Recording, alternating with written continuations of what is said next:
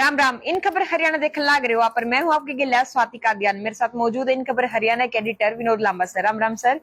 Silver आ गया sir Bharat खातर। नीरज चोपड़ा ने कसूता गोल कल रात में मारा है, जिसमें उनने 89 पॉइंट जो है 4-5 मीटर भाला फेंक के ने सिल्वर मेडल भारत के नाम कर दिया है सर।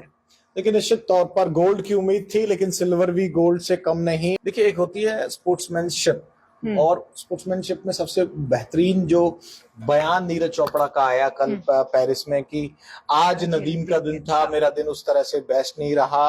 और दोनों का डिफरेंस देखे तो नदीम ने 92.97 मीटर और नीरज ने 89.45 मीटर का जो भाला फेंका, तो डिफरेंस तो काफी था। नीरज का दिन नहीं था, नीरज ने बड़े अच्छे से एक्सप्लेन किया। लेकिन इन दोनों की दोस्ती की कहानी भी बड़ी अच्छी है। एक कंपटीशन तो स्पोर्ट्स के नाते रहेगा और वो हमेशा होता भी है। तो निश्चित तौर पर सिल्वर आ चुका है, पानीपत में खुशी का माहौल है, हरियाणा में खुशी का माहौल है और पूरे देश में खुशी का माहौल है। ट्रैक एंड फील्ड से जुड़े हुए इवेंट्स में बैक टू बैक 2 मेडल लेके आना, और वो भी पहले गोल्ड फिर सिल्वर, वो अपने आप में किसी भी परिचय का मोहताज नहीं है। और नीरज की सबसे अच्छी बात लगती है कि नीरज ने तो ना इंग्लिश सीखी है और ना हिंदी सीखी है, और बिल्कुल ठेठ देहाती अंदाज में, अपने हरियाणवी अंदाज में जवाब देते हैं। तो तमाम जो फैक्ट्स हैं उस पर भी बातचीत होगी, और निश्चित तौर पर ये काफी बड़ा मौका था। और कुछ फैक्ट्स आपने रखे भी हैं। 2020 के टोक्यो ओलंपिक में भाला फेंक के फाइनल के लिए क्वालिफाई किया था, वहां मेंस के भाला फेंक में 84.62 के थ्रो के साथ 5वें स्थान पे रहे थे, यानी टोक्यो में चूक गए थे। और पाकिस्तान के लिहाज से भी बड़ा दिन है, उनके इतिहास का ये पहला गोल्ड है। तो ये बताता है अपने आप की किस तरह से महत्वपूर्ण घटनाक्रम में डिस्कस थ्रो, तमाम जो रनिंग के थ्रो 100 मीटर के जो रेस होती है, 200 मीटर की होती है, 400 मीटर की होती है, इसका थ्रो होता है, और भाला फेंक, ये इस तरह के ट्रैक एंड फील्ड है जहां इंडिविजुअल खिलाड़ी का दमखम बहुत मैटर करता है। तो निश्चित तौर पर टोक्यो ओलंपिक में फाइनल से पहले कहा था, जब जेवलिन की जो खोज कर रहा था मुझे नहीं मिला, अचानक मैंने देखा कि अरशद नदीम मेरी और मेरा भाला लेकर आ रहे हैं। तो बड़ा मतलब कि जो भाला गोल्डन भाला था जो पिछले ओलंपिक में, उस समय नदीम अशरफ उसे लेकर घूम रहे थे। तो ये एक ऐसी कहानी है। और नीरज चोपड़ा आप सबको पता ही है, पानीपत के खंडेरा गांव के हैं। और जो मेडल्स के जो हिस्ट्री है, 2016 में वर्ल्ड 20 चैंपियनशिप में, पोलैंड में 2018 में, एशियन गेम्स में 2018 में, और टोक्यो ओलंपिक्स में गोल्ड, और 2023 एथलेटिक्स में चैंपियनशिप हंगरी में। कौन कौन से अवार्ड हैं? तमाम अवार्ड हैं। नीरज और नदीम कब आमने सामने आए, ये जरा आप दर्शकों को बताइए एक बार। बिल्कुल, दक्षिण एरिया का जब खेल हुआ था 2016 में, तो एशियन जूनियर जो चैंपियनशिप थी 2016 वाली, उसमें आमने सामने हुए। इसके बाद विश्व U20 जो था एथलीट्स का, उसमें भी चैंपियनशिप में 2016 में आमने सामने हुए। फिर एशिया एथलीट्स चैंपियनशिप 2017 में भी एक दूसरे के आमने सामने हुए खेल के दौरान। और राष्ट्रीय मंडल खेल 2018 में जो हुआ था, उस दौरान भी नीरज चोपड़ा और अशरफ एक आमने सामने हुए। एशियन खेल 2018, टोक्यो ओलंपिक 2020 और विश्व एथलीट्स चैंपियनशिप 2022, और अब उसके बाद जो है 2023 में भी विश्व एथलीट्स चैंपियनशिप में नीरज चोपड़ा और अशरफ जो है आमने सामने हुए थे खेल के दौरान। की कहानी हमारे टीम के एक सहयोगी है अशोक, बड़ी अच्छी कहानी बता रहे थे कि इस बार तो लाले पड़े हुए थे कि यहाँ तक ये पाकिस्तानी खिलाड़ी किस तरह से पेरिस ओलंपिक में पार्टिसिपेट करेगा, जो इसके खर्चे थे मेंटेन करने के, और खुद को उसमें भी कमी थी। लेकिन सबसे बड़ी बात जो मैं अब कहने वाला हूँ वो ये है कि जब तक इस लक्ष्य को हासिल नहीं कर लेंगे, उन्हें चैन, सुकून और शांति नहीं मिलेगा। यानी कि बाजी अभी बाकी है।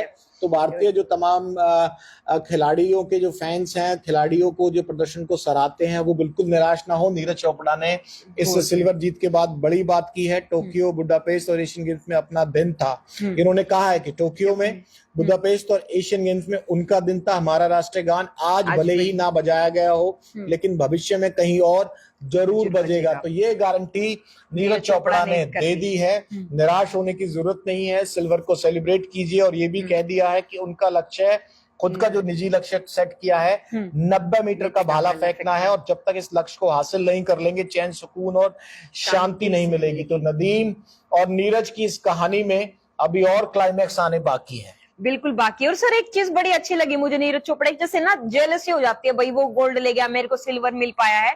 तो नीरज चोपड़ा के अंदर ये चीज बड़ी बखूबी तरीके से उन्होंने बताई कि ठीक है, उनका दिन था और मैं इस चीज को गलत तरीके से नहीं लेता, मेरे लिए तो सिल्वर भी बहुत है।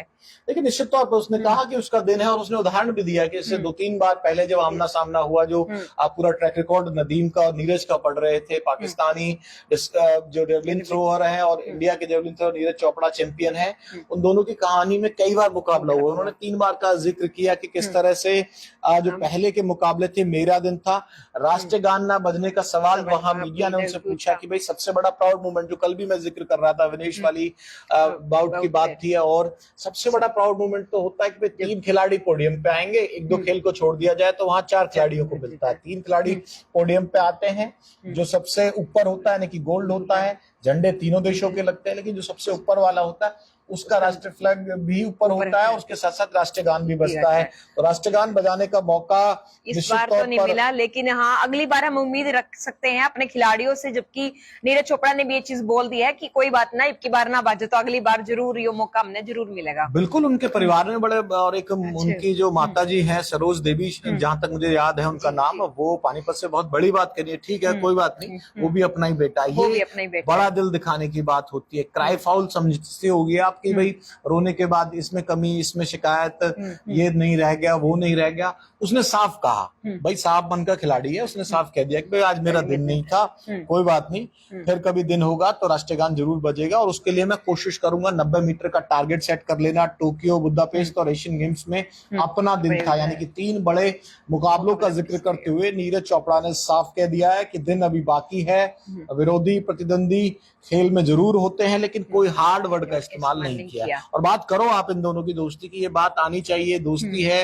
और वो आइडियल भी मानता है, मुझे लगता है। हाँ बिल्कुल सर, मैंने बताया अपने दर्शकों को कि जो खिलाड़ी है पाकिस्तान वाले जो जीते हैं कल गोल्ड, अशरफ, वो नीरज चोपड़ा के बहुत बड़े फैन भी हैं। वो उनको बकायदा अपनी दोस्ती, उनकी जब उनकी प्रैक्टिस भी होती है तो वो एक साथ ही प्रैक्टिस करते हैं, जहां तक मैंने पढ़ा है सर। तो ये चीजें कुमार उनके जो पिता हैं बिल्कुल किसान है, और किसान पृष्ठभूमि से हैं। तमाम जो उनके अवार्ड शोज वगैरह हुए थे वो भी मैंने देखे, और मुझे एक चीज बहुत अच्छी लगती है कि उसने कोई मॉडिफाई नहीं किया अपने बिहेवियर में, जो है वो सीधे सीधे तौर पर होता है, और कोई बहुत लंबी चौड़ी बनावट या फिर कहें कि जो चीज नहीं आती है, यानी कि इंग्लिश या किसी तरह से एक लैंग्वेज ही तो है, वो लैंग्वेज नहीं आती है, तो उसको लेके कभी मैंने उसको माँ बोली पे प्राउड करा है। माँ बोली ने लेकिन कहा कि हाँ भाई मैं हरियाणवी आवे तो मेरे इससे मैं सवाल पूछ ले और मैं इससे मैं जवाब भी दे दूंगा। तो ये इस तरीके की मैं कुछ रिएक्शन भी पढ़ देता। I can never returns without bringing joy to every Indian. Gautam Gambhir team India के कोच हैं और उनकी बधाई है। रणदीप हुड्डा खिलाड़ी हैं। You are such a big standards for yourself champ that even India's highest medal in Paris silver seems lesser for you. जो Paris Olympic में सबसे बड़ा मेडल है वो भी आपके नाम है, आपके हिसाब से वो छोटा लगता है, तो अरशद नदीम्स डे था। It's was just Arshad Nadeem day. ये रणदीप हुड्डा बॉलीवुड के कलाकार हैं, हरियाणा से ताल्लुक रखते हैं। ये भी Pakistani, congratulation to this great Pakistani athlete on the historical Olympic record, जो ओलंपिक रिकॉर्ड भी बनाया और पाकिस्तान के लिहाज से बड़ा दिन था। और ये देखिए इनकी माँ की जो वाइट है वो भी तमाम जगह, I am happy with the silver, the guy who got gold is also my child. मतलब जिसने गोल्ड जीता है वो भी मेरा बेटा है। उनकी माँ ने बार बार कैमरे पर आकर ये कहा, तो ये बताता है कि परिवार में किस तरह की खेल को लेके भावना है। तो निश्चित तौर पर ये एक ऐसी चीज है जो बहुत दिनों तक याद रखी जाएगी। भारत पाकिस्तान की राइवलरी में राजनीतिक तौर पर फौज के हिसाब से भी तमाम चीजें होती रहती हैं, और कुछ हरकतें वहां से पाकिस्तान से होती जरूर है, और उनका जवाब भी माकूल तरह से भारत देता है। लेकिन खेल में जो प्रतिस्पर्धा होती है, तो फिर चाहे क्रिकेट का मैदान हो, चाहे फिर ये अब जेवलिन थ्रो का हो, भारतीय खिलाड़ी कसर को नहीं छोड़ते। और कह गया वो चोपड़ा की भाई इस बार नहीं बजा, टेंशन को नहीं लो, टेंशन मतलब तो बहुत टाइम पड़ा है, ये तो शुरुआत है। और नीरज चोपड़ा की तरफ से ये जो प्रतिक्रिया आई है, उनके पिता ने भी बोला है कि हम जो प्रेशर नहीं बना सकते, उनके ऊपर दबाव नहीं डाल सकते, और जो खिलाड़ी जीते हैं वो भी हमारे बेटे जैसे ही हैं, और गोल्ड ना जीता कोई बात ना, सिल्वर में ही देश जो है वो खुश है। देखो ये मैं एक फोटो जरूर दिखाना चाह रहा हूँ। ये फोटो अरशद ने डाला है उनके, मैं जो एक्स अकाउंट पे देख रहा हूँ, we are always natural friends. ये एक तरह का फोटो है, और कहीं ना कहीं एडमायर नीरज चोपड़ा को करता है। तो सिल्वर से निराश होना नहीं है। और जो भारत का बेटा है, हरियाणा का छोरा है, उसने अपने लिए स्टैंडर्ड सही तरह से साबित कर लिए हैं और वो आगे की चैलेंज करेगा। और उनकी जो माँ का बयान है, नीरज चोपड़ा की माँ बोली, मैं सिल्वर मेडल से खुश हूँ, जिसने गोल्ड जीता है वो भी मेरे बच्चे जैसा है। ये लाइन इतनी बड़ी लाइन है जो पूरे अक्रॉस जो स्पोर्टिंग कंट्रीज हैं जहाँ खेले जाते हैं, तमाम तरह के ओलंपिक स्पोर्ट्स होते हैं, सब जगह वायरल होगी। और निश्चित तौर पर बहुत बढ़िया तरीके से इस जीत को लिया जाना चाहिए। सुरेश रैना का ट्वीट है और तमाम तरह से जो रिएक्शंस आ रहे हैं और बहुत सी स्टोरी हैं और बहुत सी स्टोरीज में कहीं ना कहीं उनकी माँ की जो बयान है वो भी बराबर ट्रेंड चल रहा है। तो निश्चित तौर पर ये देखने वाली बात है कि किस तरह से प्रदर्शन किया। कुछ पुराने इंटरव्यूज में भी ये बात सामने आ रही है। जी बिल्कुल।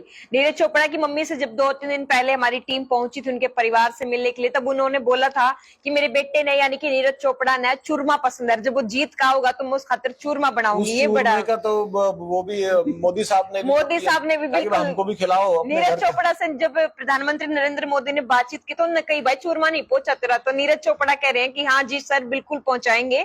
तो जो चूरमा, माँ के हाथ का चूरमा जो भारत के बालक, हरियाणा के बालक ज्यादातर खाया रहे हैं और खासकर खिलाड़ी जितने भी हो रहे तो वो सब का समझा भी दो थोड़ा हिंदी में। बिल्कुल। हमारी माँ जो है भाई चूल्हे पर रोटी बनाया कर, जो गांव के लोग, देहात के लोग हमने देख रहे होंगे तो आप समझ सको हो, रोटी बनाई जाया कर, उसमें खांड और देसी घी अपना घर का वो गाल के जब माँ अट्ठा गला मसल के उसने बनाया कर तो बड़ा स्वाद लगा कर, उसमें पूरी जान होया करे, उसमें पूरी ताकत होया करे। तो जितने भी खिलाड़ी हमारे हरियाणा के, चाहे वह अखाड़े में खेलते हो और चाहे वह नीरज चोपड़ा की तरह भाला फेंकते हो, तो मैं सारे चूरमे ने खूब पसंद करा। तो नीरज चोपड़ा की माँ ने भी बताई कि नीरज चोपड़ा ने चूरमा गाना पसंद है। अब मैं एक वजह भी बता देता हूं कि ये गोल्ड में तब्दील क्यों नहीं हो पाया, क्योंकि तमाम चीजों को मैं रिसर्च भी कर रहा था और तमाम चीजें देख रही थी और उस बयान का जो नीरज चोपड़ा ने दिया उसमें एक इम्पोर्टेंट चंक जो था वो दर्शकों के सामने नहीं आया। उन्होंने कहा कि एक टाइम था मैं भी इंप्रूवमेंट करने का, इंजरी चल रही थी उस पर काम करने का, जो भी कमियां उन्हें सुधारेंगे।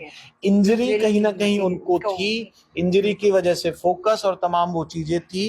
तो वो जो पूरी फिटनेस होती है जिसमें इंजरीज का डर नहीं होता तो खिलाड़ी खुलकर खेलता है। तो कहीं ना कहीं इस प्रदर्शन में इंजरीज का जो ट्रैक रिकॉर्ड है वो भी काफी महत्वपूर्ण है। और ये खुद मैं अपनी तरफ से या स्वाति अपनी तरफ से नहीं बता रही, नीरज चोपड़ा का पूरा बयान आप सुनेंगे, इनका हरियाणा के तमाम प्लेटफॉर्म पर भी मौजूद है। तो उन्होंने कहा है कि जब इंजरीज का डर नहीं होता या इंजरीज की बैकअप नहीं होता, तो बैक ऑफ द माइंड आपकी इंजरी नहीं चल रही होती है तो आप अपना सर्वश्रेष्ठ देते हैं और इंजरी की वजह से आपके प्रदर्शन पर कहीं ना कहीं जो एफर्ट्स लगाने हैं, भाई एक ही बार तो पूरी ताकत के साथ लगाना है और वहां अगर फिटनेस लेवल पर कोई कमी रह जाती है तो वो दिक्कत तो बड़ी महत्वपूर्ण हो जाती है। तो तमाम बधाइयां हैं और हम भी अभी इस पूरी चर्चा को यहीं खत्म करते हैं और ये कोशिश करेंगे कि और भी जीत के जितने एंगल हैं, जिन जिन विषयों पर बात होनी चाहिए, नीरज चोपड़ा कब भारत लौटेंगे, किस तरह के इनाम मिलेंगे, गोल्ड के बाद बहुत बड़े इनामों की बारिश हुई थी और अब 5 मेडल में अगर सही हो तो 5 मेडलों की संख्या पूरी हो चुकी है। बिल्कुल बिल्कुल सर। और इतिहास में नीरज चोपड़ा का 2 बार ओलंपिक में लगातार मेडल लेके आने का जो रिकॉर्ड है सर वो भी हो गया है।